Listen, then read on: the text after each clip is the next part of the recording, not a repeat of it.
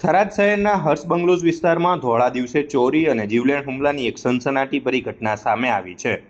એક અજાણી યુવતીએ ઘરમાં ઘૂસીને વૃદ્ધ મહિલા પર હુમલો કર્યો અને તિજોરીમાંથી કિંમતી સામાન લઈને ફરાર થઈ ગઈ હોવાનું સામે આવ્યું છે।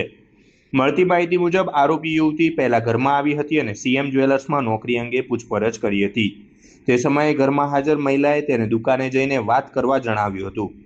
પ્રાથમિક માહિતી અનુસાર યુવતીએ આ દરમિયાન ઘરની રેકી કરી હોવાનું માનવામાં આવી રહ્યું છે। ત્યારબાદ મોડી બપોરે તે ફરી ઘરમાં આવી પહોંચી। તે સમયે વૃદ્ધ મહિલા ઘરમાં એકલા હતા। આરોપી યુવતીએ લોખંડની કોસ વડે તેમના માથા અને હાથના ભાગે ગંભીર હુમલો કર્યો, જેના કારણે મહિલા લોહીલુહાણ થઈ ગયા અને હુમલા બાદ યુવતીએ ઘરની તિજોરી ખોલી અને તેમાં રહેલું પાકીટ લઈને થોડા જ સમયમાં ઘટના સ્થળેથી ફરાર થઈ ગઈ। પરિવારજનોએ તાત્કાલિક થરાદ પોલીસને જાણ કરી હતી।